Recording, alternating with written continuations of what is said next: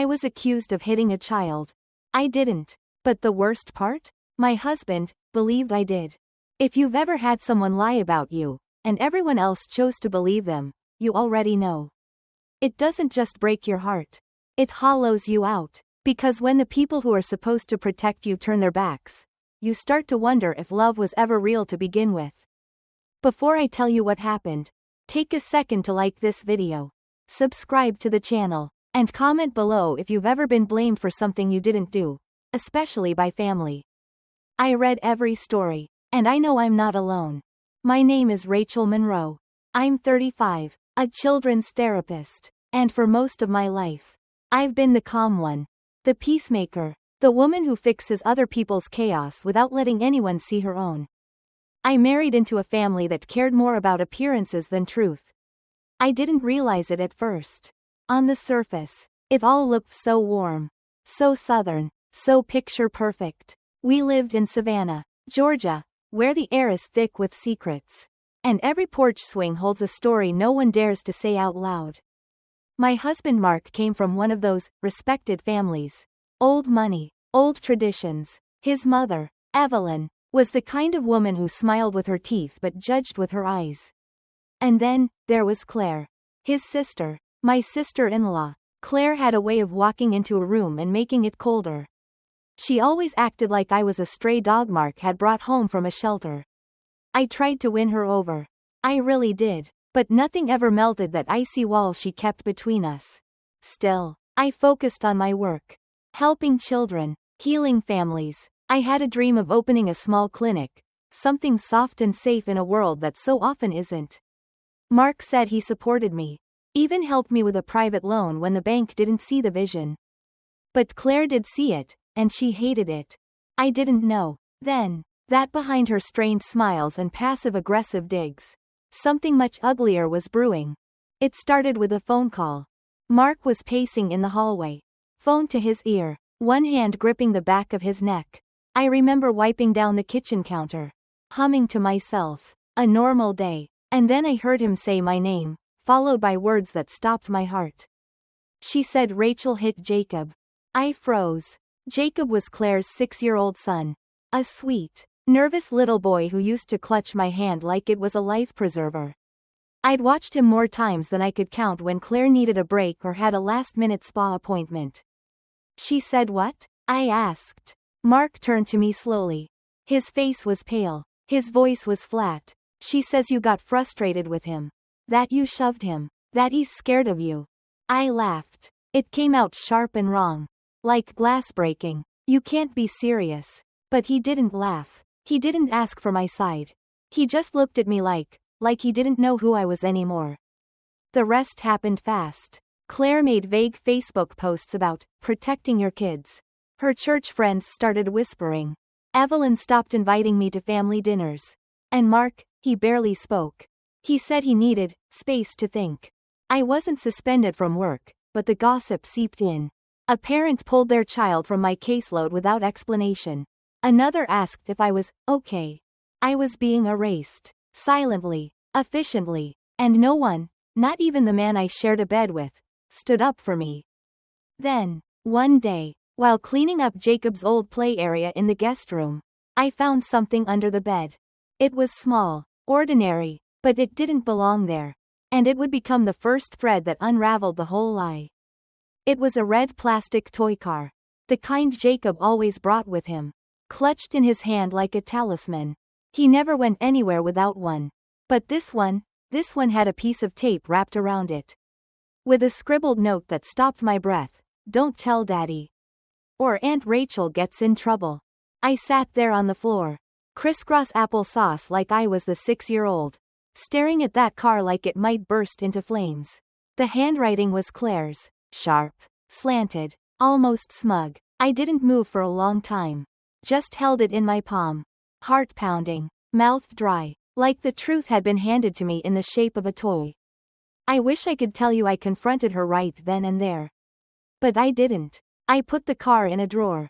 I told no one. Why? Because I wanted to believe it was a mistake. That there was some other explanation. That the woman who married my husband's brother, who held my wedding bouquet while pretending to like me, hadn't manipulated her own son into lying. But deep down, I knew. I just wasn't ready to admit it. Instead, I walked around that house like a ghost. Mark avoided me, mostly. When he was home, he slept on the far side of the bed. We were still polite, like coworkers who used to be friends. One night, I asked him if he believed me. He said, "I want to." That's when I knew he didn't. Not really. Then came the fundraiser. The local community center was hosting a charity auction. I'd been invited months ago. Claire, of course, was on the organizing board. I almost didn't go, but something in me, stubborn and sore, said I should. I wore a navy dress. Simple, quiet, the kind of thing women wear when they want to disappear, but not be mistaken for weak. Claire greeted me like nothing had ever happened. She kissed my cheek, called me sweetheart, introduced me to her friends like I wasn't the subject of whispered gossip just weeks ago. Then, she leaned in, close, too close. "You're lucky Jacob's so easy to coach," she whispered, just under the hum of the jazz trio playing near the buffet table. "Some kids are more difficult." And she smiled, that polished, poisonous smile of hers. I felt my hands go cold. But I didn't react, not then, because in that moment, something inside me finally shifted. I stopped hoping someone would save me. I stopped waiting for Mark to come around. I stopped trying to prove my innocence to people who were never really listening. I went home. I opened the drawer. I looked at the toy car again. Then I did something I should have done weeks ago.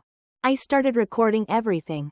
Every conversation. Every voicemail. Every accidental truth that slipped out when Claire thought she was being clever.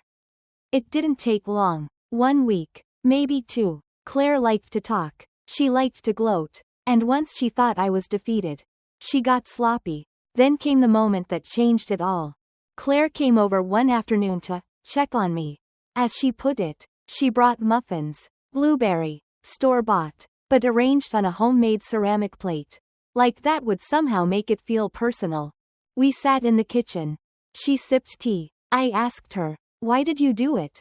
She looked at me like I was an insect she couldn't decide whether to kill or ignore. "You were getting too comfortable," she said. "Too close to Mark. Too much of the family's money."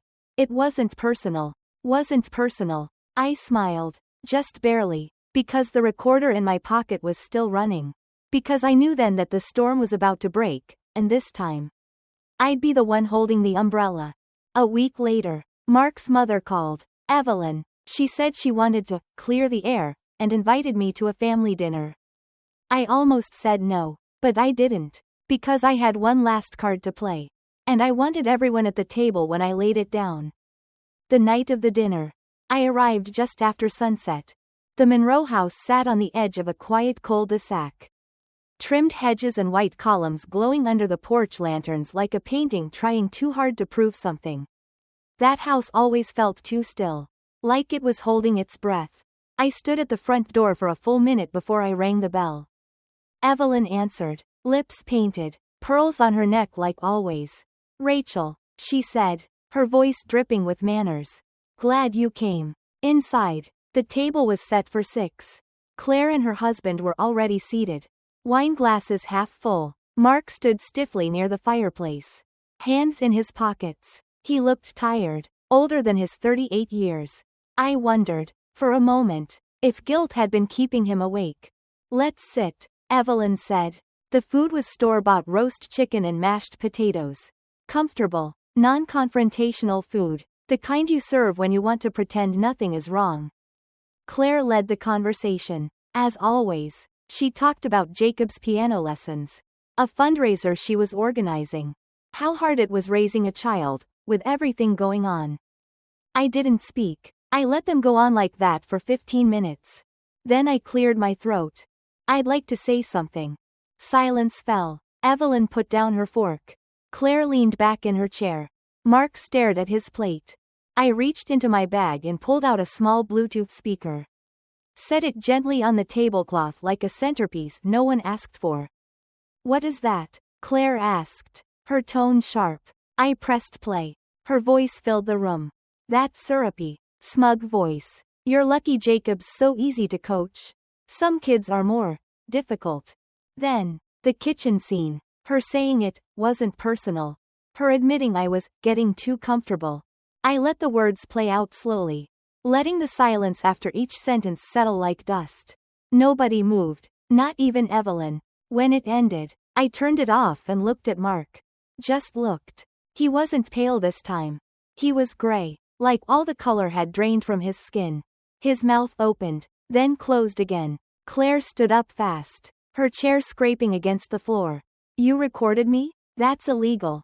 It's Georgia, I said. One-party consent. Evelyn's voice broke the silence. Rachel, we didn't know. I turned to her then. Calm. Even. You knew. Maybe not the details, but you knew Claire was lying. You knew who she is. You just didn't want to admit it. Because keeping the peace mattered more than keeping the truth. She didn't respond. She didn't deny it either. I looked back at Mark. You believed her over me. You looked at me and saw a monster because your sister said so. And you didn't even ask. His eyes were wet now. But I didn't care. Not anymore. I stood up. I'm leaving, I said. Not just dinner. All of it. The house. This family. You. He opened his mouth again. But I held up my hand. I've spent 10 years folding myself smaller and smaller to fit into this picture. But I won't live in a frame someone else built. Not anymore. I left the speaker on the table and walked out. No one followed me. That night, I drove back to the apartment I had quietly rented 2 weeks earlier. My bags were already packed. The lease was signed. My name was finally mine again. The next morning, I submitted the paperwork to open my clinic. A month later, I had my first client. 2 months after that, I received an email from a small publishing press. They wanted to adapt my therapy work into a book. A guide for women navigating emotional abuse in families. I didn't tell Mark. There was nothing left to say. Sometimes I think about Jacob. I hope he forgets the lies she made him tell. I hope someone teaches him what truth feels like. What it costs. And how to carry it. Even when no one else will. The first morning in my new apartment, I woke up to the sound of birds. Not the manic kind that flit and scream outside manicured homes. But softer ones, the kind that remind you you're somewhere new. Somewhere quieter. The apartment wasn't much. A second-story walk-up over a florist's shop. With chipped paint on the railing and floors that creaked under every step. But it was mine. I made coffee slowly that day. Like my hands were learning how to move without fear. I'd spent so long being careful with words. Careful with my tone. Careful not to trigger Mark's defensiveness or Claire's jealousy. Now, there was nothing to tiptoe around. Just sunlight filtering through the blinds and a calendar waiting to be filled with my own handwriting. It took time for the noise of that house to leave me. Even in the silence, I'd hear echoes of Evelyn's clipped instructions. Claire's pointed little sighs. Mark's unspoken disappointment. But every day that passed, those echoes got softer. I poured myself into the clinic. It was a small space, 2 rooms. 1 couch. A bookshelf of worn toys and therapy tools. I painted the walls a soft green. The color of spring leaves. I wanted the children who came to feel something they rarely did at home. Safety. I remember the first child who walked through the door. Her name was Lily. 7 years old. Small for her age. Her mother said she hadn't spoken in 3 weeks since her father left. She clung to a stuffed bunny so tightly its ears were nearly torn off.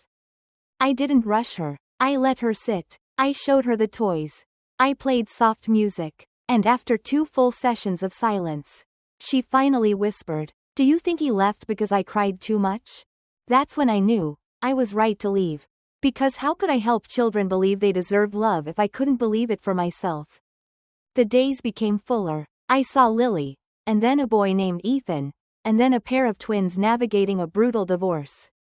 Word spread. A quiet murmur through the community. There's a woman in town who listens. Really listens. I didn't see Mark again for 6 months. It was a gray Tuesday. The kind where the sky feels like wet wool and the air presses in close. I was closing up early due to a storm warning when I heard the knock. Slow. Hesitant. I opened the door and there he was. He looked thinner, hollowed out, like life had scraped something out of him. His shirt was wrinkled, his eyes rimmed in red. He held his hands awkwardly, like he didn't know what to do with them anymore. I heard about the clinic, he said.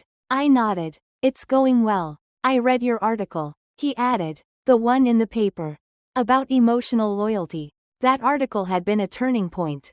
I'd written it after a particularly hard session with a teenage girl whose parents blamed her for everything. It was about how families protect their myths more than their members. How silence becomes currency. How scapegoats are chosen long before the first lie is told. He shifted his weight. I just came to say I'm sorry. I let the words hang. Not because I didn't believe he meant them, but because I didn't need them.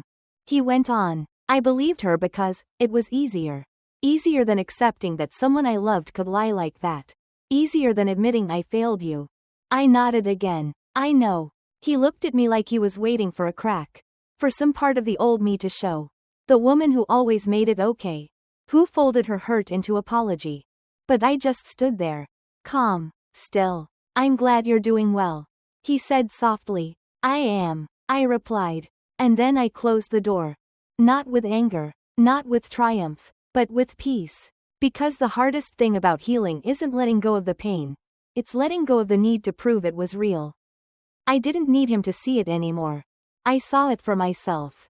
Every time a child walked through my door and found something solid to stand on. Every time a parent stopped asking, what's wrong with them, and started asking, what happened to them. And sometimes, late at night, I'd look at that red toy car. I still kept it, in a drawer with my clinic's business license. A reminder, not of Claire, or the lie, or the silence, but of the day I started telling my own story. Out loud, without shame. 2 weeks after Mark showed up at my clinic, I received a letter. Not an email, not a text, an actual handwritten letter. The envelope smudged. My name written in shaky cursive like the writer wasn't sure if they had the right to address me at all. It was from Evelyn. Inside, just 3 short lines. Rachel, I'm sorry for all of it. If you're willing, I'd like to speak. I sat with that letter on my lap for a long time. The way you sit with a photograph of someone you're not sure you miss. I thought about all the dinners where she looked right through me. The family meetings where I was told to understand how emotional Claire is. The way she folded her hands and stayed silent when I was torn apart. But I also thought about the quiet look in her eyes that night at the table. When the recording played, the way she didn't flinch, didn't fight, just sat with it. Like maybe, finally, she was willing to face it.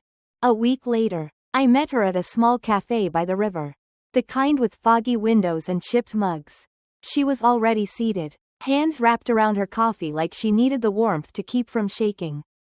I didn't expect you to come, she said. I stirred my tea slowly. I almost didn't. She nodded, looking down. I let it happen. I let Claire run the narrative because that's what we've always done. Ever since we were little. She cried and the world bent to keep her calm. She paused, watching a couple outside push a stroller down the cobbled sidewalk. I told myself I was keeping the peace. But what I really did was protect the storm. I didn't say anything. There wasn't much to add. I miss you, she said softly. I miss who you were to this family. I looked at her then. That woman didn't exist. Not really. She was just what you needed me to be. Her lips parted slightly, like she wanted to argue. But didn't. Instead, she just said, thank you for coming. Her voice caught. You didn't have to. No, I said. I didn't. When I left the cafe, I didn't feel angry, or satisfied. I just felt done. Like the last thread had finally unraveled. Like there was no more pretending anyone owed anyone anything. And yet, life has a funny way of looping back around. The following spring, I was invited to speak at a regional mental health conference. They wanted me to talk about family dynamics, how emotional roles are inherited, how silence becomes a language, how truth threatens control. I hesitated, but something in me said yes. The night before the talk, I stayed up late, walking circles in my apartment. I looked through old notes, case files, my journal from the days when Claire's lie had nearly destroyed me. And that's when it hit me. This wasn't about the clinic anymore. Or even about healing other people. This was about putting words to what had nearly swallowed me whole. Not for their sake, but for mine. The next morning, I stood behind a podium in a modest conference hall, facing a sea of chairs filled with therapists, social workers, teachers, people who, like me, spent their lives trying to untangle pain. And I told them a story. I told them about the lie, the silence, the toy car. I didn't name names. I didn't need to. The room was still, focused. Some took notes. Some nodded slowly, like they were remembering someone from long ago. When I finished, the applause was soft but long. The kind that starts quiet, then builds like a tide.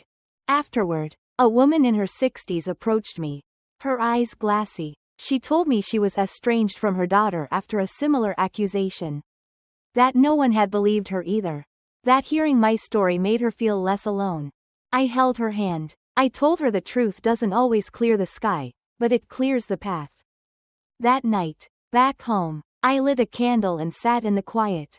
I thought of Jacob, of what kind of man he'd grow up to be, of whether he'd remember me with fear or fondness, or if he'd remember me at all. But mostly, I thought of how far I'd come. Not in miles, in marrow. Because sometimes the greatest distance we travel is from the version of ourselves we pretended to be, back to who we really are. The day I received the publishing offer, I almost didn't open the email. It had landed in my inbox between a reminder about renewing my professional license and a coupon for 15% off socks. I remember it clearly because I laughed, really laughed, for the first time in months. Of all the places I'd imagined myself, authoring a book wasn't one of them. Not when my world had fallen apart so recently. Not when I was still rebuilding the quiet corners of my life. But someone had read that article I'd written for the paper, the one about loyalty, silence, and the damage we accept in the name of family, and they wanted to turn it into something more. A collection of essays, a memoir in fragments. They wanted my story, not just what had happened, but how I survived it, how I learned to stop apologizing for the space I took up. The publisher was small, passionate, kind. They didn't want drama, they wanted truth. And I had plenty of it now. I spent the next few months writing every morning before my first session. I wrote at the kitchen table with coffee going cold, on the couch with a blanket around my shoulders, at the desk by the window where the light came in just right. Hitting the pages like a blessing. I wrote about Claire, about Mark, about Evelyn, but more than anything, I wrote about the quiet unraveling that happens when you stop pretending. About the aching relief of no longer being liked, and finally being free. Some days, I cried while I typed. Other days, I sat in stillness, letting the memories roll over me like waves. I didn't hold back. I let the hurt have its name. I called the manuscript what they didn't say. When the book came out, I expected very little. A few local readers, maybe some fellow therapists. But it spread further than I imagined. Word of mouth, online groups, book clubs full of women who'd never had the words to say.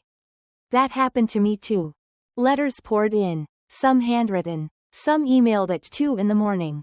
Women in their 50s, 60s, 70s, telling me their own stories of being erased, of being blamed, of being the quiet one in a loud family and finally understanding why that had made them dangerous.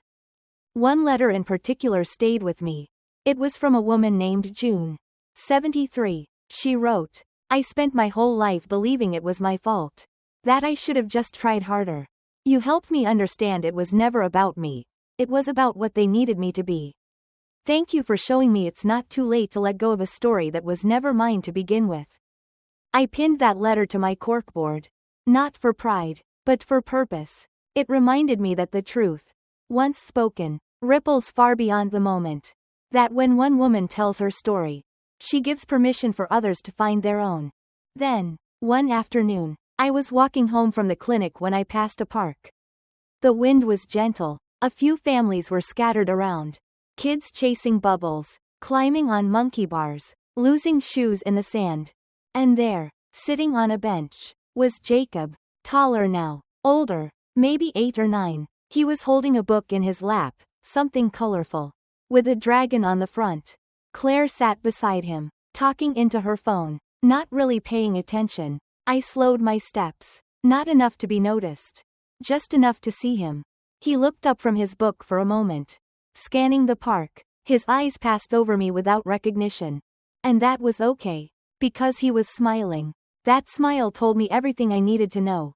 Whatever happened back then, whatever was fed to him, he wasn't carrying it in that moment. He was just a boy in a park with a book and a breeze and a day not yet ruined by anyone else's agenda. I kept walking. I didn't need him to remember me. I just needed to know he was okay. Sometimes, healing doesn't come in the form of a dramatic apology or a grand confrontation. Sometimes, it's in the quiet moments, watching someone you once protected live freely. Realizing you're no longer waiting for justice. You've already chosen peace. The final chapter of that life came on a quiet evening in October. I was locking up the clinic. The air was just starting to turn, the kind of crisp that whispers of the holidays ahead. I remember the way the keys jingled in my hand. The small satisfaction of flipping the sign to closed. It was a small ritual, but it felt like closure every time. A gentle end to the day. As I stepped out, I saw a figure waiting near the edge of the sidewalk. Tall, familiar. I didn't have to guess. Mark. He looked different, not older, necessarily, but stripped down, as if life had peeled away the layers he once wore like armor. The polished husband, the loyal son, the man who stood at the center of his family's approval like a monument. Now, he looked more like a man who had stood out in a storm too long. He didn't speak at first. Just offered a small nod. Like he was asking permission to exist near me. I read your book, he said. I nodded. Quiet. It hurt. He added. To see myself on the page like that. I didn't name you, I said gently. You didn't have to. We stood there, the breeze brushing between us. Full of all the words we'd never said when it mattered. I didn't come here for anything. He continued. I'm not trying to fix what can't be fixed. I needed you to know that I see it now. All of it. What I allowed. What I didn't question. What I gave up when I didn't believe you.